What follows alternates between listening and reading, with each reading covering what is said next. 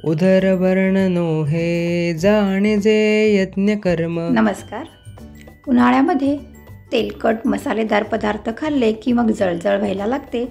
आज आपण अख्खा मसूर करतोय, तोही कुठलेही गरम मसाले न वापरता अगदी ढाबा स्टाईल अख्खा मसूर, एकदम टेस्टी। पुन्हा पुन्हा याच पद्धतीने बनवाल। एक वाटीभर मसूर स्वच्छ निवडून 3-4 वेळा धुवून पाण्यामध्ये रात्रभर भिजवलाय। तुम्ही 2-3 तास भिजवलात तरीसुद्धा चालेल। आता याच्यासाठी फोडणी करते।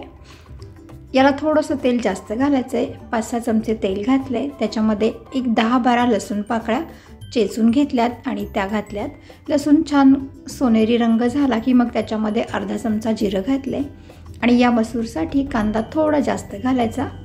इथे मी 5-6 मीडियम आकाराचे कांदे बारीक चिरून घातलेत। कांदा मीडियम फ्लेमवर छान परतून घ्यायचा आहे। कांदा आपण जेवढा छान परतून घेऊ तेवढी आपल्या भाजीची चव एकदम छान लागेल। कांदा जर आपण थोडासा जरी नीट नाही परतला तर मग भाजी गुळमट लागते।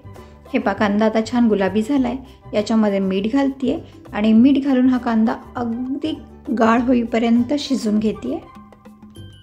याच्यामध्ये अर्धा चमचा हळद घालते। हळद घातली की याला छान परतून घ्यायचं आहे। पहा, कांदा अगदी आता बारीक झाला आहे। आता याच्यामध्ये मी 1.5 चमचा मिरची पावडर घालते। तुम्हाला किती तिखट हवे त्याप्रमाणे घालायचं आहे।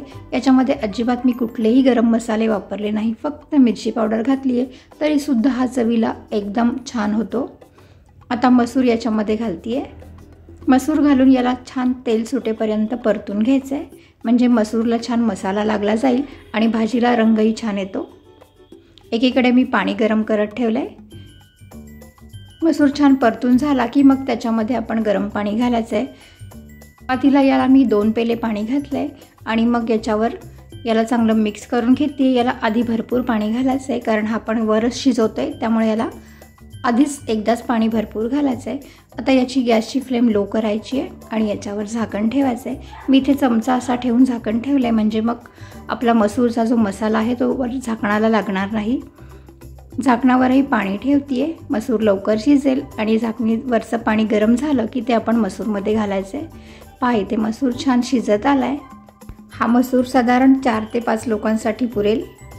शिजून झाला की मग त्याच्यावर फोडणी घालते। पुन्हा 2 चमचे तेल घेतले, त्याच्यामध्ये 10-12 लसूण पाकळ्या घातल्यात, अर्धा चमचा जिरं आणि भाजीला आणखीन छान रंग यावा म्हणून याच्यामध्ये मी एक छोटा चमचा काश्मीरी मिरची पावडर घातली आहे। याच्यामुळे मस्त कलर येईल मसूरचा। ही फोडणी आता मसूरमध्ये घालायची आहे। पहा, मस्त अगदी ढाब्यावर मिळतो तसा आपला मसूर तयार झाला आहे। चवीलाही अगदी छान लागतो, अगदी घरचेच मसाले वापरलेत ते। मस्त आता कोथिंबीर घालायची आहे आणि गरम गरम भाकरीबरोबर, पोळीबरोबर किंवा भाताबरोबर हा मस्त लागतो। याच्यामध्ये आपण मसालेही अगदी हलकेच वापरलेत तरीसुद्धा याचा रंगही खूप छान आला आहे आणि चवीलाही अगदी अप्रतिम लागतो।